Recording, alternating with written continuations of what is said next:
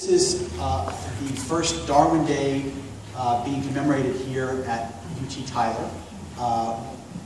You can visit our website, darwindaytyler.org, if you want to learn more about all the different activities we've had going on.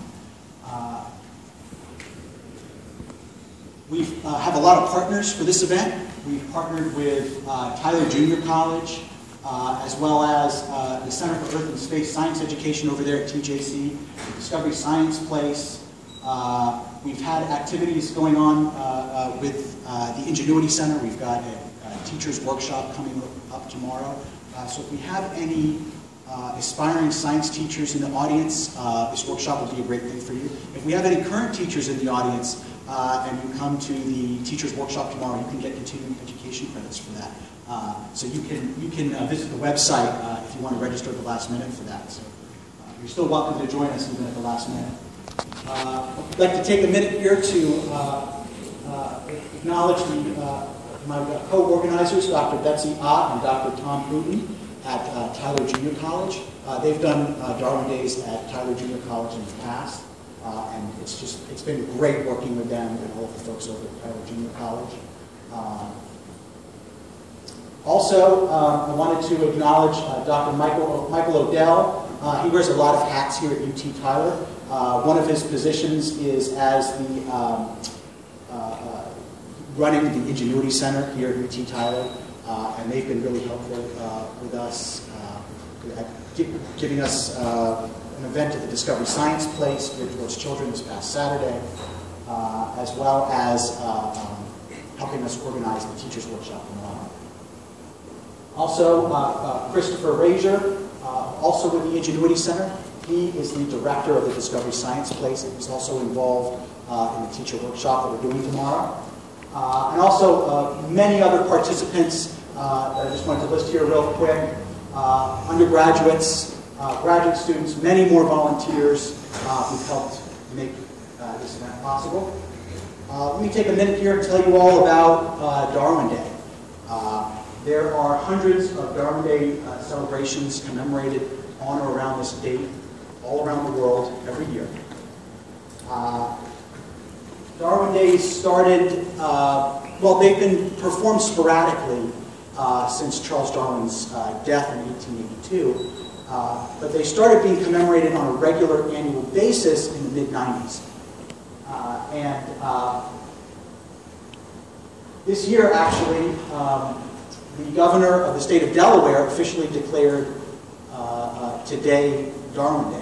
And that's the first state in the country to do that.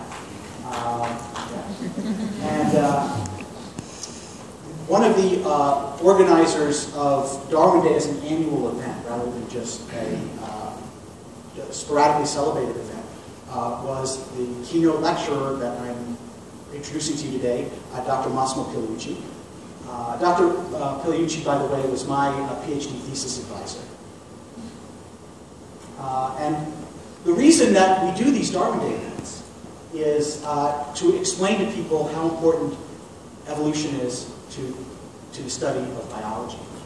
And this is from a recent study of high school biology teachers. And the question was asked whether they teach evolution in their courses or not. And as you can see, a minority of high school teachers teach evolution in their courses. Some teach creationism, which is actually illegal. And then 60% teach neither.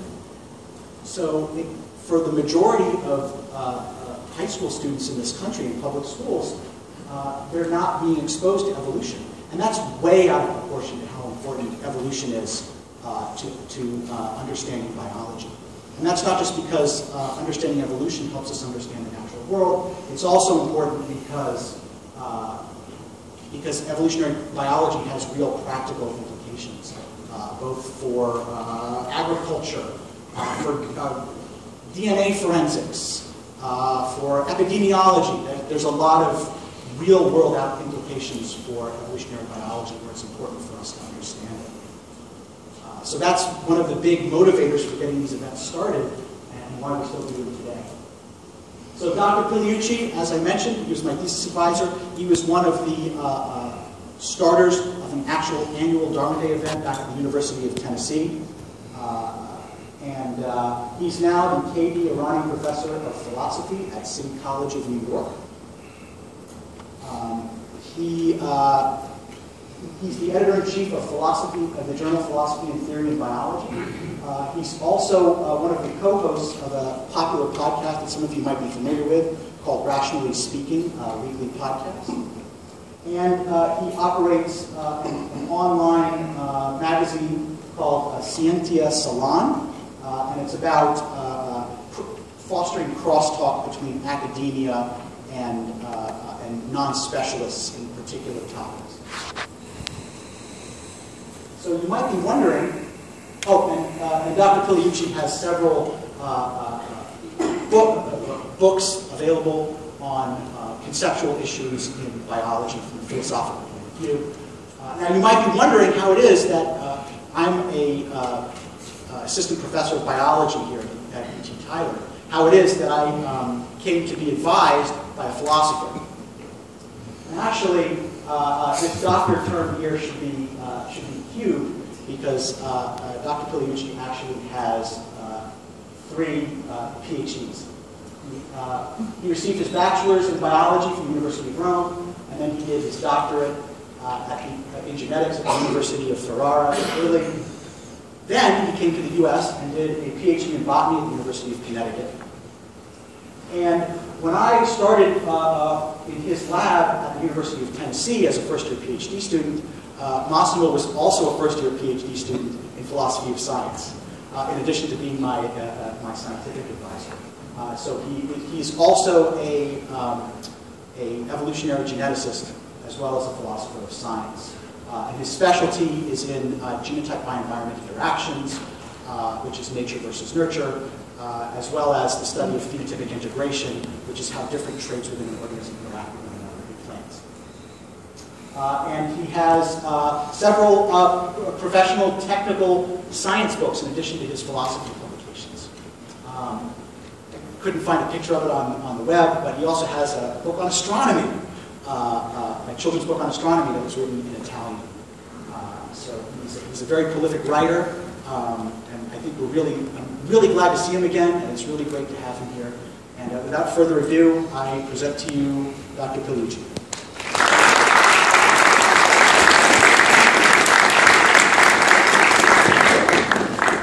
Okay, it's going to take a second to switch things here.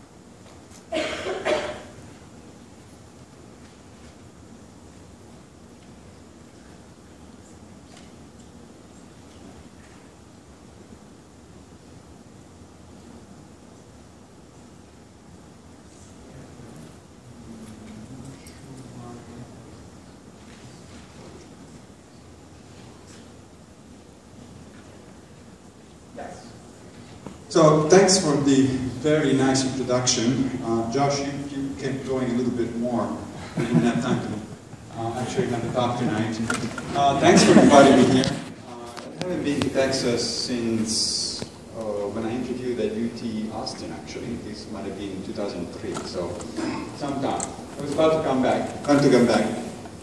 So what I want to talk to you about today is not really evolution in particular, although I will mention a couple of things about evolution, but sort of the more general idea of the distinction between science and pseudoscience.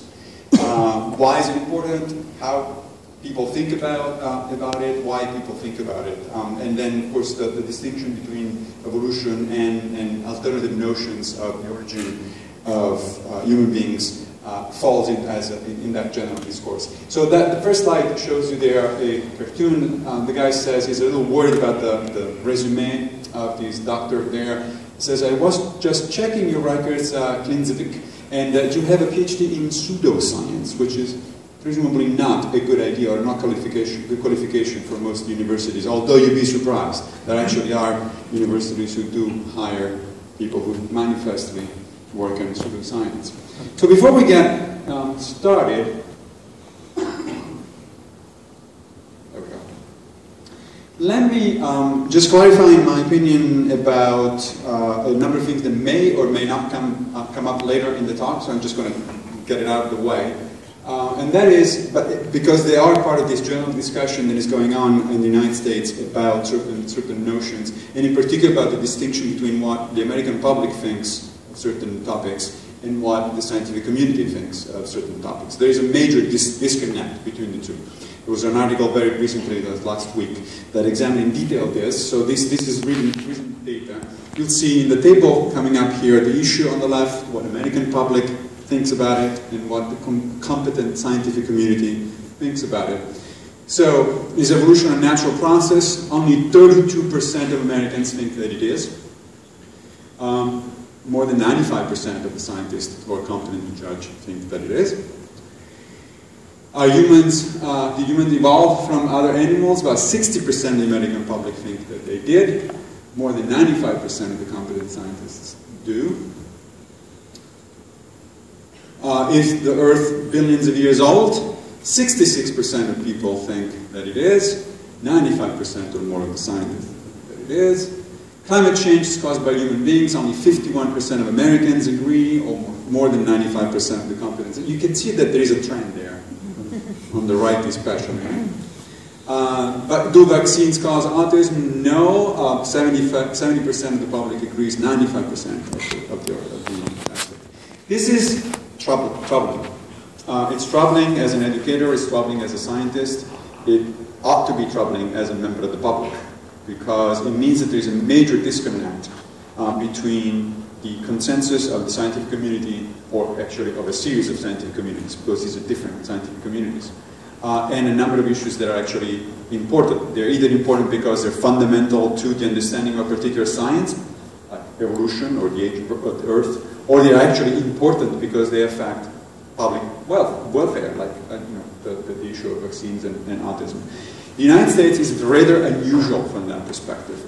If I run the same numbers with most other Western countries, you would see much closer agreement between those two columns. Not quite exact agreement. It's not like there's a perfect overlap, but it definitely would be. In fact, but on the other hand, if I were to run this table showing the data for countries in the Middle East or in the middle of Africa, then those would be much closer to the United States. And that's not good news. It's not the kind of company we want to keep.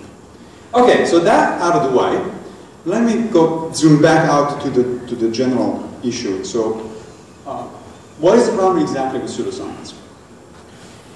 Well, the problem is how to distinguish what's on your left to what's on your right. On your left you have astrology, on your right you have astronomy. Which one is the pseudoscience? Yeah. Okay, good. You passed the first test. So, for most people, except actually for 30% of Americans, astrology is the pseudoscience. I don't know that anybody thinks that astronomy is. Now, if you look at it this way, it ought to be pretty easy. I mean, not many people seriously would argue that astrology is actually mainstream science and astronomy is something somewhat problematic. But as you'll see in a few minutes, things get much more complicated when we're talking about fields of inquiry or areas of research that are actually much more fuzzy. They're much more difficult to discern. So one problem with the distinction between science and pseudoscience is that it's not always easy to make. In this case, it's easy to make, but in other cases it's not, and we'll see a couple of those. So that's what the problem is. Why do we care? It's a good question. Why are we spending time and money and effort in doing these kind of things? Well, I think there are three reasons there. One of them is it's what I would think is an interesting intellectual problem. Right? Now, of course, in other words, it's intrinsically interesting. Now, that is a key word usually when you talk to an academic for, it interests me. And so it becomes intrinsically interesting. But I do think that actually it is an interesting problem because it's a question of discerning what philosophers call the epistemic warrant of different fields or different claims. An epistemic warrant is you are claiming something. Let's say you're claiming that vaccines cause autism. Well, on what grounds are you claiming that? Are you making that claim? Why are you making it? What is it that backs up that claim? Right. So it's an interesting epistemic problem in and of itself. So that's the academic answer. The first practical answer is that science costs money, a lot of money. Billions and billions and billions, not of stars, but dollars, every year are spent by the federal government, state agencies, and so on and so forth to support scientific research. So we want to know, as taxpayers, where the money is going and if it's going to actual science as opposed to something else. The National Institute of Health, for instance, for the last several years has been actually pumping several tens of millions of dollars into research on pseudoscience, such as homeopathy. And the question is, well, why are we doing that? We know it doesn't work, we know why it doesn't work, and yet we keep spending money, taxpayers' money. So you should object to that sort of waste. So understanding the issue is understanding the difference between science and pseudoscience, who also understands practically, it means practically you know where your money is going and why it is going in the right direction or in the wrong direction. The third issue, it's also a practical issue, and it is that pseudoscience, contrary to what most people seem to think, actually kills or has negative consequences. I mean, you know, if you wake up on Sunday morning and look at the horoscope and say, okay, what is the Sagittarius doing today? That's not going to affect anybody unless you actually act on it. And you wouldn't be able to act on it anyway because horoscopes are pretty vague. And so you can get whatever you want out of them. It doesn't matter, it's still your decision. But there are other issues, there are other areas of pseudoscience where there are consequences, there are serious consequences. So for instance, that image over there shows a mother with a no AZT tattoo on her pregnant belly. The AZT is the cocktail, the most used cocktail for finding HIV/AIDS. And she refused to take those drugs because she did not believe that HIV causes AIDS. There is a brand of pseudoscience that denies that connection. As a result, of course, it's that photo from a few years ago. She died, and so did her baby. So these things have consequences, okay? And they're not necessarily. Oops, connection lost. I don't want a connection lost. There we go. Regain. Okay. So those are the reasons why we care about those things. The intellectual interest, intrinsic interest of the question of the difference between science and pseudoscience. The practical issue of, there's money at stake and a significant amount of money, and then the further practical issue that pseudoscience actually does have consequences for people's welfare. So let me tell you now, in the middle part of the talk, a little brief history of, conceptual history of the discussion about science and pseudoscience, as both scientists and in particular philosophers have seen it for a while. This is a philosophical discussion because, of course, it has to do with epistemology. Epistemology is a theory of knowledge. It's how we understand how people know certain things or fail to know certain things. So when we're talking about distinction between science and pseudoscience, we're really talking about philosophy of science, and we're talking about epistemology. And if we're talking about epistemology and philosophy of science, I have to introduce you to Sir Karl Popper, who's probably one of the few philosophers actually known to scientists. If a scientist has heard the name of a philosopher, it's probably Popper. They probably don't know what he did, but the name should be familiar. Popper was interested in the demarcation problem, what he called the demarcation problem. The demarcation problem is the distinction between science and pseudoscience. What is the line that separates the two, and how do we draw that line? That's what he called the demarcation problem. And he thought he had a solution, and the solution was very simple. Turns out to be wrong, but it's like lots of simple solutions. But nonetheless, you have to start somewhere.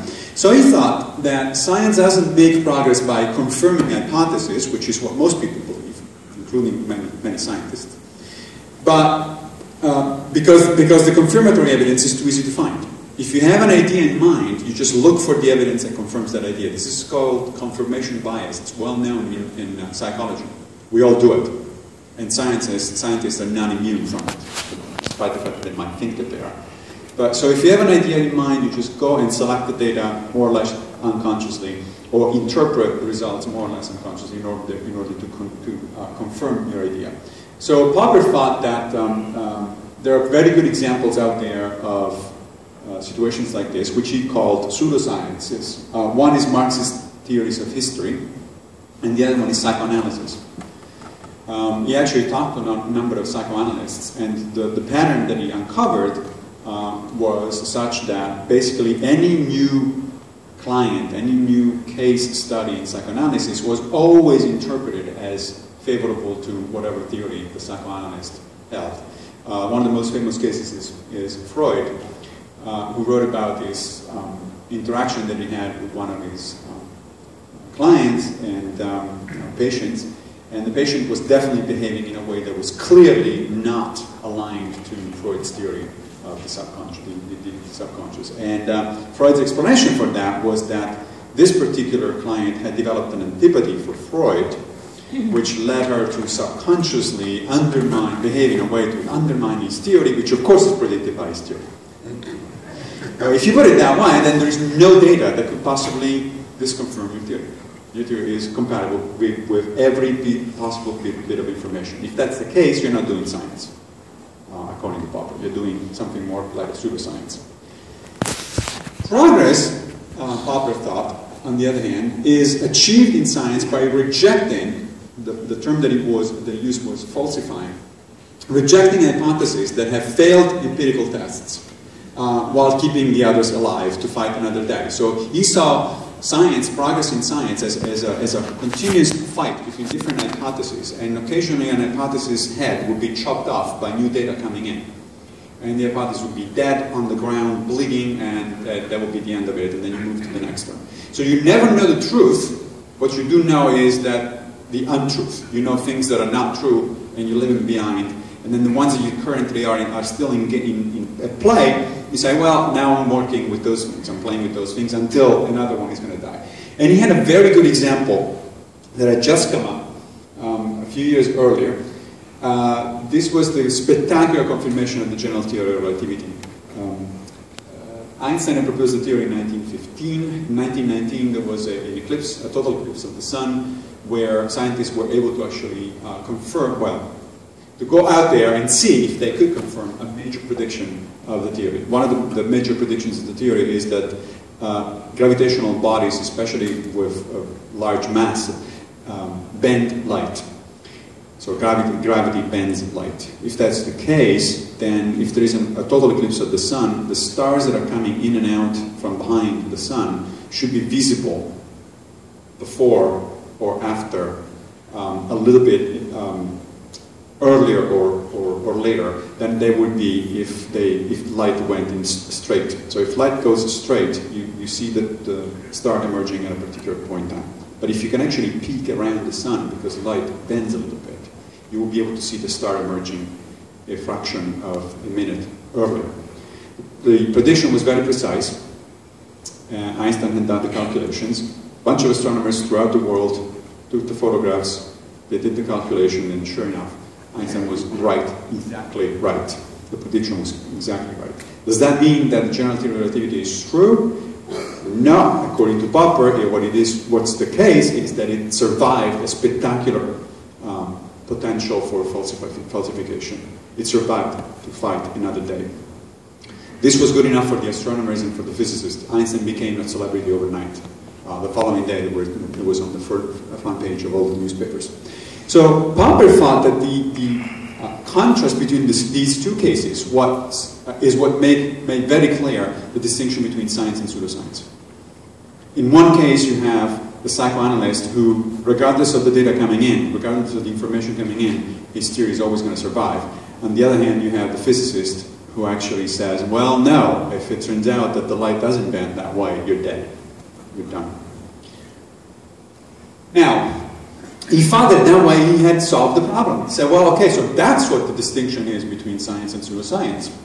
Scientific hypotheses are falsifiable, in principle, and pseudoscientific hypotheses are not falsifiable, in principle. In other words, pseudoscience is compatible with any at all information, science is not. And that's how we know the difference. Unfortunately, it doesn't work that way. And there's very good reasons for why it doesn't work that way. Two of those reasons were proposed by two people. One was a physicist with an interest in philosophy, and the other one is a philosopher. Pierre Duhem was a physicist, and he showed, he argued very clearly that actually scientific hypotheses are much more complicated than Popper thought. They're in fact so complicated that even if a scientific hypothesis is apparently falsified, that doesn't necessarily mean that the hypothesis in question is in fact not true. There may be more than one way why an hypothesis appears to be falsified. One reason is because the hypothesis is false. The other one is that maybe there was some other mistake somewhere else. Maybe the instrument that you used to make the observations was faulty, was not working well. Maybe the data analysis was done incorrectly. Maybe some other assumptions that went into the construction of the experiment didn't work out quite well. I'll show you an example of this in a minute. But it's at this point, Duhem said, this is so common that you cannot simply do one crucial experiment and say, oh yes, I falsified the theory, or no, I have not falsified the theory. It just doesn't work that simply, unfortunately. Quine was one of the most influential philosophers of the 20th century, and he had a very similar idea to Duhem, but even broader in scope. He basically said, look, our entire edifice of knowledge, everything we know, it's really organized as a web, where bits and pieces of information are connected all over the place. And so if your bit of information you're focusing on right now is this particular theory, let's say general theory of relativity, and it turns out that something is wrong with it, it could be that that bit of information needs to be replaced or discarded, but it could be that something else in this huge web of connections among things that we know is actually where the problem is, and the theory is actually fine. If you modify something else, you're going to recover the theory. It's essentially the same idea, but in a broader perspective. Because of these two reasons, Popper's demarcation criterion doesn't work. Which means that now we're several decades into this discussion, we don't have a good criterion to separate science from pseudoscience. Nobody doubts, none of these people doubt, that there is a distinction between science and pseudoscience. But they couldn't figure out how that works. Okay? Now let me jump ahead in a minute, but before we do that, let me give you an example of what I was talking about in terms of falsifying or non-falsifying scientific theories. Instead of talking about Einstein, I'm talking about this handsome fellow there, Isaac Newton. So Newtonian mechanics have been the dominant theory in physics for a long time. In fact, right up to the general theory of relativity, and it had worked beautifully. One example in which it worked beautifully was the discovery of an entire new planet. As it turns out, up to a certain point, the last planet known in the solar system was Uranus, which has an orbit outside of the orbit of Saturn. The problem was that Uranus has an orbit that's not really easy to calculate according to Newtonian mechanics. If you use Newtonian mechanics, you get the wrong results. Slightly wrong. So you point the telescope where the planet should be, and it's slightly off. So you do it again, astronomers check this thing again, so there can't be anything wrong with Newtonian mechanics. We know that there's nothing wrong with our telescope, so let's do the calculations again. They do the calculation again, and the planet is off. You do it months later, and the planet is off. So according to Popper, that should have been a spectacular example of falsification of Newtonian mechanics. It just wasn't working well. But the astronomers were not even thinking about throwing away Newtonian mechanics. They thought this was working perfectly fine. There must have been another answer to the problem. The answer to the problem was that there is another planet, Neptune, which was entirely unknown at the time. They made up the planet to explain the discrepancy. They said, there's got to be this other planet, and if it's true, it has to be over there, and here's the orbit. They calculated the orbit, pointed the telescope, and sure enough, the planet was there. Let that sink for a second. People discovered an entire planet that nobody knew was there just because they didn't believe that Newtonian mechanics was wrong. That's a spectacular confirmation of a theory. It's hard to imagine a more spectacular confirmation than that. An entire celestial body that you had no idea existed, you found it. By the way, the mathematician that actually made the calculation was so confident about this that he was actually offered the opportunity to be the first one to look into the telescope and see that the planet was there. He said, no, no, I know. It's there. Talk about self-confidence. Now, this is a beautiful story which will tell you that, you know, the whole falsification thing doesn't work, except that then the same exact situation occurred again a number of decades later. This time the problem was with Mercury. Mercury is the closest planet to the Sun. And it had the same problems. It had anomalies in its orbit, and the Newtonian mechanics couldn't account for it. If you calculate the orbit of Mercury with Newtonian mechanics, you don't get the right result. You get a result that's close, but you don't get the right one. Well, astronomers thought, now I know what's going on here, there must be another planet. And this time it has to be closer to the Sun, because otherwise we would have already discovered it. Neptune is much further from the Sun. This one should have been much closer to the Sun, so let's calculate the orbit and the mass of this thing that accounts for the anomaly. We'll point the telescope, we'll find it. They were so confident of the existence of this planet that they gave it a name before it was discovered. It was called Vulcan, which I don't think it had to do with the fact that they were Trekkies or anything like that. This was before Star Trek. They were very confident that the planet actually existed. They pointed the telescope, the planet wasn't there. We do the calculations, check for anomalies, blah, blah, blah. Planet's not there. They looked for that planet for years, and they finally gave up. And when they gave up, they said, oh, you know what's going on? Actually, as it turns out, in this case, it is Newtonian mechanics that is wrong. It turns out that Mercury is close enough to the Sun that it actually, its orbit is affected by gravitational effects that cannot be accounted for by Newtonian mechanics. You need general relativity to account for them. So in this case, they really did throw out Newtonian mechanics. Why did I tell you this story? Because those are two situations that are exactly analogous. In both cases, you have an anomaly that the theory cannot explain. In the first case, the anomaly was explained by retaining the theory and postulating a new planet, which was then found. In the second case, they had actually to throw out the theory. That tells you that it's not easy to falsify a scientific theory. Because in the first case, the falsification would have been too hasty. In the second case, the falsification actually worked. So there's no general way, no general principle that allows us to falsify or not falsify scientific theory. If that's the case for science, it's the same for pseudoscience. That's why the demarcation problem does not have a simple solution.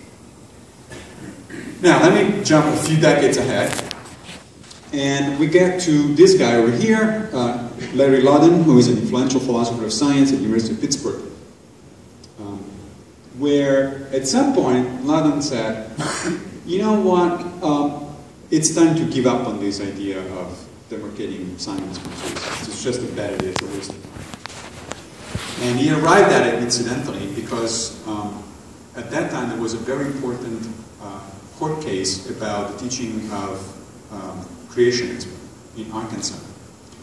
And the case was debated in court by a colleague of Loudon, a philosopher, another philosopher of science. And that philosopher had brought the idea of falsification, that falsification is what determines if something is a science or a pseudoscience. Creationism is not falsifiable, therefore it's a pseudoscience, it cannot be taught in public schools. Loudon said, no, we know falsification doesn't work, so you can't go and tell the judge that that's the criterion that philosophers use to separate science from pseudoscience, because it doesn't work. And we know it doesn't work. So we should just give up from the whole thing. We should just say creationism cannot be taught because it's religion, not because it's pseudoscience. Okay? Now, he had to explain his reasoning, and in explaining his reasoning, he presented three what he called meta-philosophical considerations. I get really nervous when I hear the word meta anywhere. I don't know what a meta-philosophical consideration is. Philosophical considerations are difficult enough without going meta.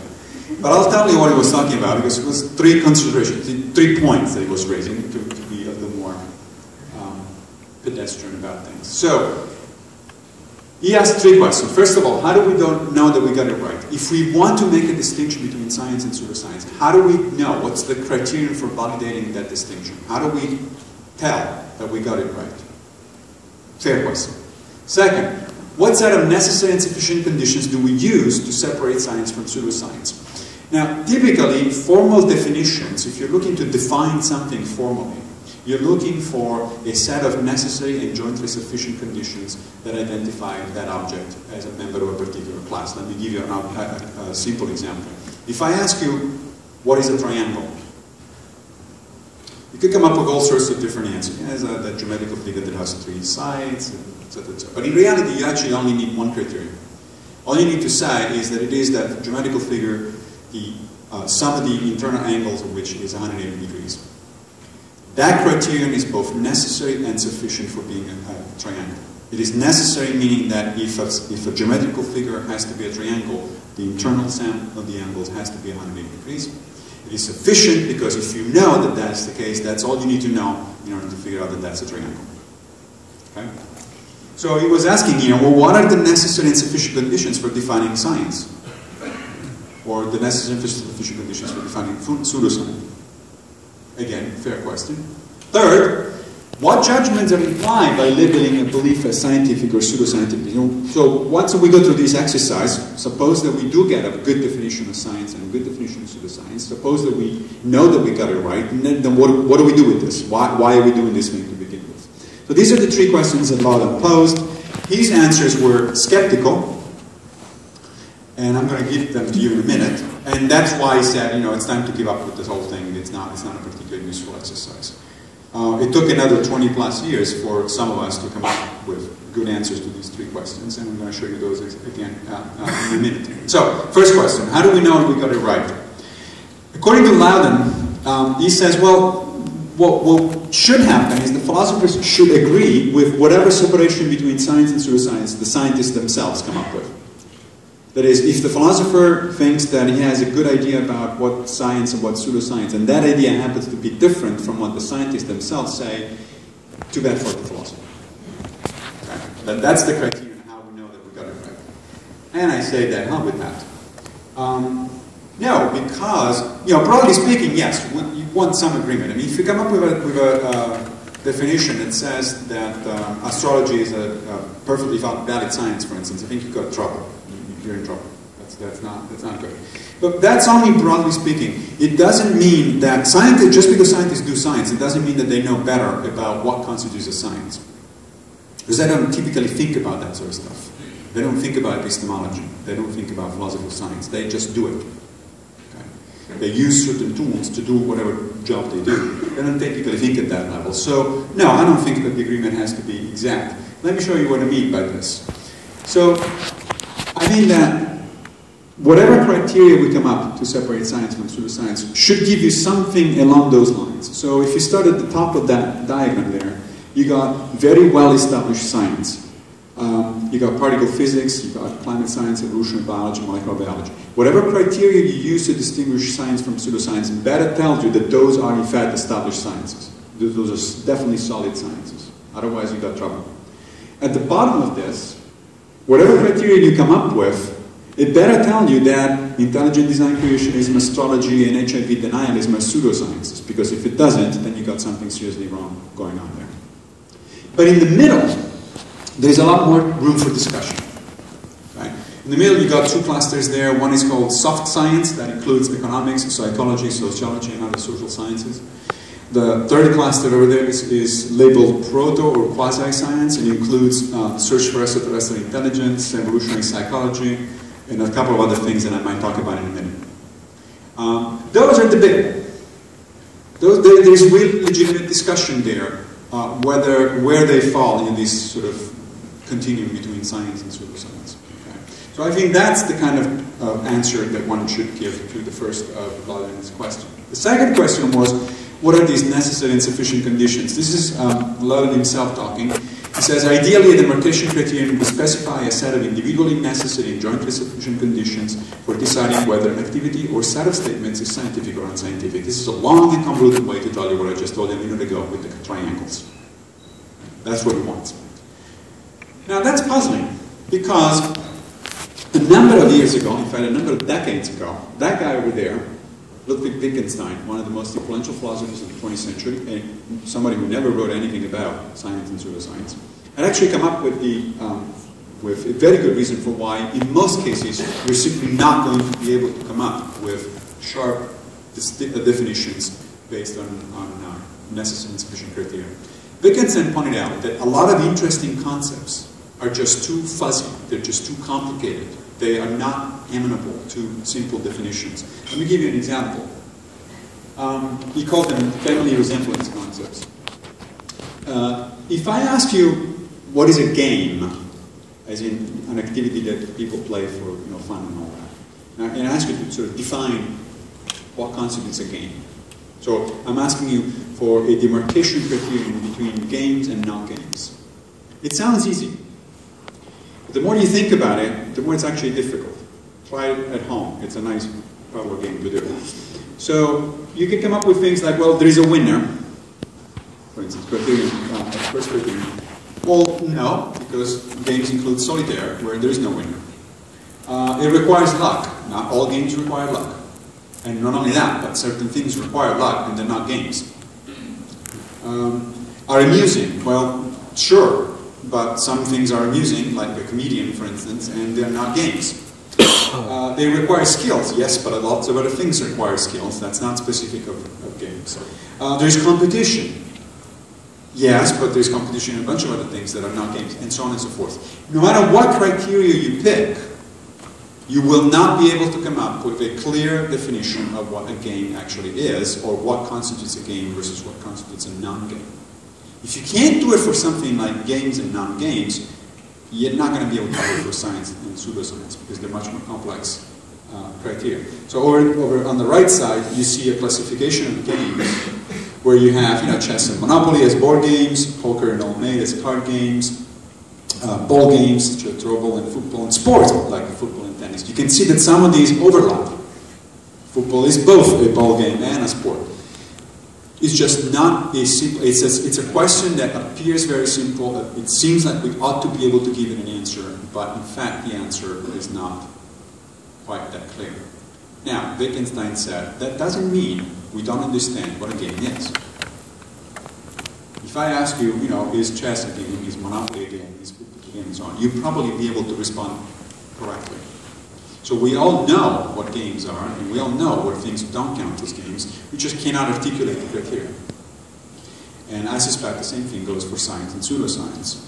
So let me give you the same exact disciplines that I showed you before as clusters. I'm going to give it to you as a diagram that is organized in the following way. On the horizontal axis, you have some kind of measure of theoretical sophistication, or theoretical understanding of the discipline. And on the vertical axis, you have some degree, some measure of empirical knowledge associated with that discipline. So again, let's start with the simple cases. You get particle physics in the upper right corner. Particle physics is by far the best example of science that we have. Very sophisticated theoretical structure, very sophisticated, well-supported empirical knowledge. Go to the opposite extreme, and you get, let's say, astrology or HIV denialism. Nothing in terms of theoretical structure. The theoretical structure of astrology is completely messed up. It has nothing to do with the way the world actually works. And no empirical support at all. Whenever people have done experiments on astrology, they figure out that, in fact, astrologers legally don't know what's you do the experiment, you give, there was a famous one that was published in Nature, you give a number of top astrologers the psychological profiles of a number of people, and you ask them to sort them according to their sign. And the results were exactly what you would expect by a random choice. 1 out of 12 possibilities to fall into any category. In other words, if instead of giving the profiles to a professional astrologer, you put them on the floor and you shuffle them at random, you come up with the same accuracy. So those are the easy cases. And then we get the more interesting stuff. We get the more interesting, complex things. For instance, psychology, upper left side. Psychology is very well substantiated. Psychological research is very well substantiated from an empirical perspective. Psychological experiments can and are repeated continuously under different conditions, and you get the same results. So it's a reliable empirical discipline. But in terms of theoretical structure, there is very little there. There's no overarching theory of psychology. It was tried, Freud did try that, that didn't work. And so far we don't have it. Now we don't know whether we don't have it because you cannot have it, or we don't have it because psychology hasn't seen it as Darwin or Einstein or whatever it is. But right now, there isn't. SETI, the search for extraterrestrial intelligence, right in the middle on the low side. Well, why is it there? Well, in terms of theory, the search for extraterrestrials has some kind of theory behind it. Basically, the theory is we're going to assume that the aliens have the same psychology as we do, and that they want to communicate. And they're capable to do it technologically. Empirical backing for that hypothesis? Zero. Right now, we haven't seen a single piece of evidence that there are such things out there. By the way, I have my theory for why SETI is not working. I think that the theory is correct, that the aliens do have our same psychology. And why am I saying that? Because we've been working on the SETI project since the 1950s. So we're talking about 60, 70 years. In all that time, we have spent an incredible amount of time listening with radio telescopes. And we have communicated exactly once from the radio telescope in Arecibo in Puerto Rico. We sent one signal in one part of the galaxy for a few minutes. That's it. If everybody else is doing the same thing, there's a lot of civilizations out there who are listening and nobody's talking. Which is probably why we haven't found anybody. Now, why is that? Because it costs much more money to send signals than to receive them. And because there is immediate payoff if you receive a signal and no payoff at all if you send it. The signal we sent through the Arecibo, Puerto Rico radio telescope is still going. It's not going to get there for another 20,000 years. If somebody's going to answer, the answer is going to take another 20,000 years. That's far too long for NSF grants. Nobody's going to give you that kind of... But if you listen and you do discover something, then the payoff is immediate. You immediately become a celebrity. So I think that everybody's listening, but nobody's talking. And then you got string theory over there, on the right side, but lower right side. Incredibly sophisticated from a theoretical perspective, arguably the most sophisticated mathematical theory that we have at the moment. Empirical support essentially zero. It explains exactly the same thing that we already can explain with the standard model in physics. But there's no additional predictions that string theory has been able to make that are actually, at the moment, or in the foreseeable future, empirically verifiable. So is it a pseudoscience? No. But it's certainly nothing like particle physics, like the standard model. So what I'm saying is that there's this really complicated, to be very interesting sort of landscape where you go from pseudoscience, things that are clearly pseudosciences, to things that are clearly very highly scientific, with a bunch of stuff in the middle. And it's the stuff in the middle that's the most interesting one. That's where the interesting discussion is going to be. All right, so what I'm suggesting in response to rather than therefore, I and several colleagues are suggesting, is that you need to move away from these strict definitions in terms of necessary and sufficient conditions, which come from classical logic, where the answer to a question is either yes or no, and adopt what is called fuzzy logic. And it's not fuzzy logic in the sense that we don't know what it is. It's fuzzy logic in the sense that it deals directly with these kinds of issues where there is no clear-cut answer. Fuzzy logic is actually a branch of logic which is used in computer science quite effectively. Now, there's a trade-off in going from classical logic to fuzzy logic. And instead of giving you a lecture on logic, I'm going to show you a cartoon that will give you an idea of what the trade-off is. Basically, what happens is that in moving from classical to fuzzy logic, you lose precision, but you gain in significance. So this guy over here is being hit by this huge mass on the head. And the guy on the left is saying, well, a 1,500 kilogram mass is approaching your head at 45.3 meters per second, which is incredibly precise. This other guy is saying, look out, which is very imprecise. Now, which one is going to be more significant, you think, in terms of saving the life of the guy who has been badly hit, right? So sometimes it's a good idea to lose precision, and you gain, however, in something else that is more precious than precision. Now, the third question that Lavin was asking was, why would this be fun? Why bother with all these things? This is him again. He says, philosophers should not shirk from the formulation of a demarcation criterion merely because it has judgmental implications associated with it. But the value-loaded character of the term science means that the labeling of a certain activity as scientific or unscientific has social and political consequences or ramifications. So he's saying, look, guys, you can't just go around and throw the term pseudoscience like that, because it has political ramifications, social ramifications. People are going to pay attention to what you're saying. There's consequences. But on the other hand, he just started out that sentence by saying that philosophers should not be afraid of making judgments. In fact, the whole idea of being a philosopher is you make judgments. Because philosophy is not a descriptive discipline, it's a prescriptive discipline. Right? Philosophy doesn't tell you what is, science tells you what is. Philosophy tends to tell you what ought to be, either in ethics or in epistemology. So it seems to me that Laudon is in that kind of situation right there. You can see the guy is writing a bunch of equations, and then on the left there is have cake, and on the right it says eat it too. Laudon wants it both ways. He wants to say that yes, of course philosophers are in the business of making prescriptive judgments, but on the other hand you shouldn't be making prescriptive judgments because those have consequences. Well, if they didn't have consequences, why would you bother making them? It would be an empty exercise. And what are the consequences? Well, we started out basically with this. We're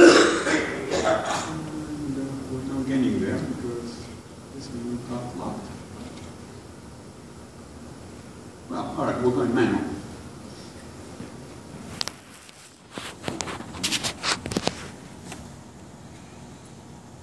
Yes, got it. All right. So, I showed you a little bit of data in the beginning about what people believe and what scientists believe. This is the sort of the counterpart of that. The first slide that I showed you was about scientific notions that are not believed by a large percentage of the public. This is about pseudo-scientific notions that are believed by a large percentage of the public. Each bar, each triplet of bar, each 3 bars tell you how the thing has changed from 1990 to 2001 to 2005. Now we have actually more recent data than that. What is scary here is, so on the horizontal axis you have the percentage of people who believe a certain notion, and on the vertical axis you have those notions. So the first one at the top, which you cannot read, says ESP. So how many people believe in extrasensorial perception? Well, it turns out almost 50% of Americans do, even though there is not a shred of scientific evidence that actually that works. The second one is how many people believe that houses can be haunted?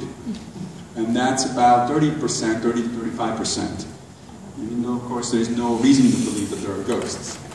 The third one is, in fact, about ghosts or spirits of the dead can come back and in places, in certain places and situations. About 25 to 30% of Americans believe that.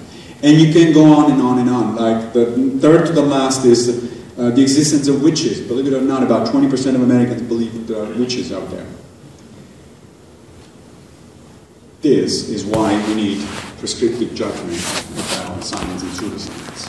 We need to tell people that they're wrong and why they're wrong. These things do not exist. We have no reason to think that they exist. There is no evidence whatsoever for them. All we know about science goes against these notions, and it's about time that we get a population that actually acknowledges these kind of things. So we do need prescriptive judgments.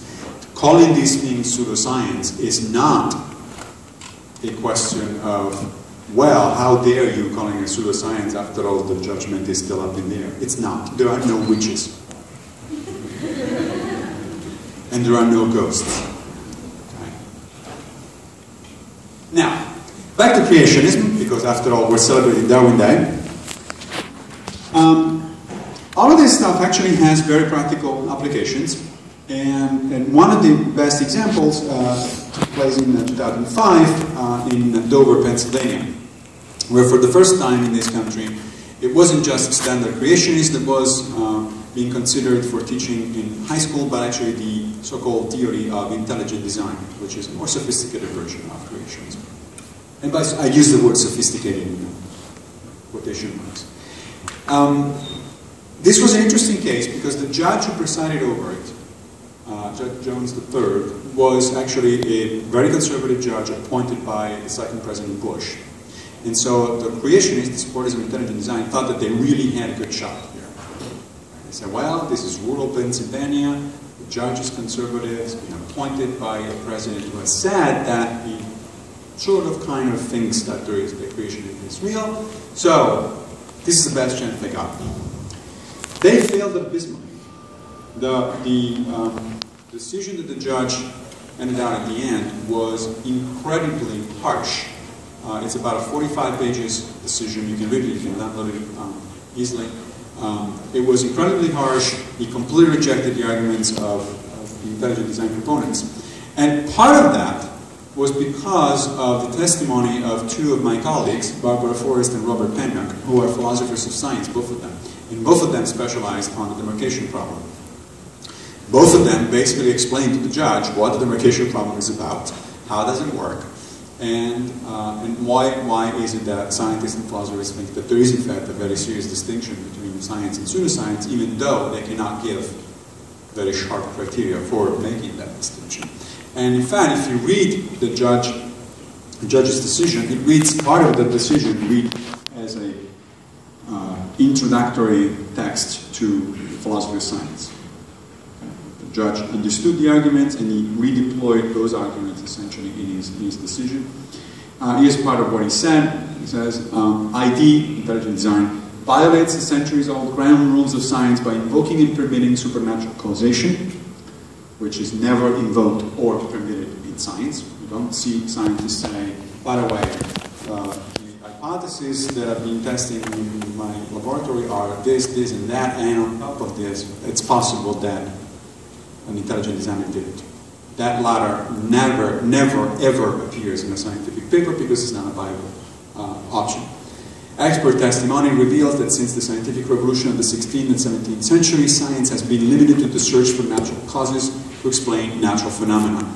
Basically, the judge is following the majority of philosophers of science in defining science itself as the study of natural processes.